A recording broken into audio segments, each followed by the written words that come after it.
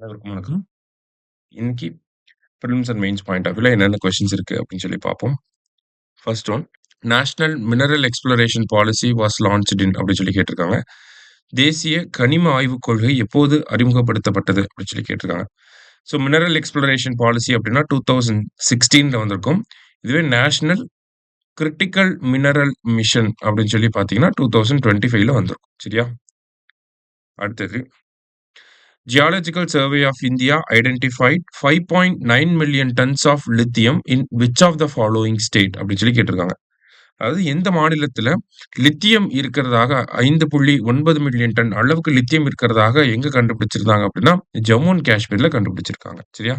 So இது எல்லாமே நமக்கு ரேர் எர்த் எலமெண்ட் அப்படின்னு சொல்லி சொல்லுவாங்க. இந்தியாவோட அந்த கிளீன் எனர்ஜி டிரான்சிஷனுக்கு ரொம்ப தேவைப்படக்கூடிய மினரல்ஸ். லைக் வந்து பேட்டரிஸ்ல யூஸ் பண்ணிக்கலாம், சோலார் பேனல்ஸ்ல வந்து யூஸ் பண்ணிக்கலாம். இந்த மாதிரி ஒரு அப்ளிகேஷன்ஸ் இருக்கக்கூடிய மினரல் தான் லித்தியம். சரியா? அடுத்தது, KABIL was formed in 2019 to ensure supply side assurance of critical and strategic minerals and mineral security of the nation. So இந்த கனிஜ் விதேஸ் லிமிடெட் அப்படிங்கிற அமைப்பு 2019ஆம் ஆண்டு உருவாக்கப்பட்டிருக்கும்.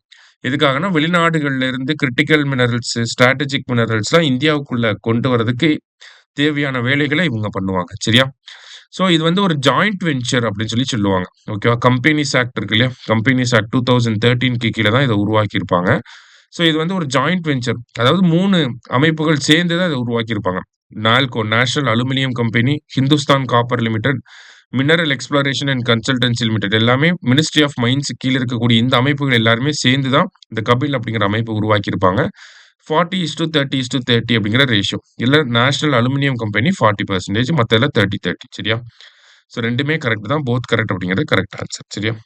Next, Article 312 of the Constitution empowers who among the following to create an all India judicial service அப்படின்னு சொல்லி கேட்டிருக்காங்க. அரசியலமைப்பின் 312வது பிரிவு கீழ்கண்டவர்களில் யாருக்கு அகில இந்திய நீதித்துறை சேவையை உருவாக்க அதிகாரம் அளிக்கிறது அப்படின்னு சொல்லி கேட்டிருக்காங்க. ஓகேவா? So all India judicial service அப்படிங்கிறது ஆர்டிகல் 312 கீழே நம்மளால கொண்டு வர முடியும். அது யாருக்கு அந்த அதிகாரம் இருக்கு, கிரியேட் பண்றதுக்கான அதிகாரம் யாருக்கு இருக்கு அப்படின்னு சொல்லி பார்த்தீங்கன்னா பார்லிமெண்ட்டுக்கு தான் இருக்கு. ராஜ்யசபா என்ன பண்ணலாம்னா ரெசல்யூஷன் தான் பாஸ் பண்ணலாம். ஓகேவா? லோக்சபானால பாஸ் பண்ண முடியாது. ராஜ்யசபா வேணா ஒரு ஆல் இந்தியா சர்வீஸை கொண்டு வாங்க அப்படின்னு சொல்லி ரெசல்யூஷன் பாஸ் பண்ணலாம். ஆனா அதை உருவாக்கக்கூடிய அதிகாரம் பாராளுமன்றத்துக்கு தான் இருக்கு. சரியா? கடைசியா, த ஹாஸ்ட் சிட்டி ஃபார் 2030 காமன்வெல்த் கேம்ஸ் 2030ஆம் ஆண்டுல இந்த காமன்வெல்த் போட்டிகள் எங்க நடக்க போகுது அப்படின்னு சொல்லி பாத்தீங்கன்னா அகமதாபாத்ல நடக்க போகுது. சரியா? அதுக்கான அப்ரூவல் இனிமேல் தான் வரப்போகுது. ஆனா ஃபைனலைஸ் ஆயிடுச்சு. சரியா? இன்னைக்கு 5 கொஸ்டின்ஸ் பார்த்திருக்கோம். தேங்க்யூ.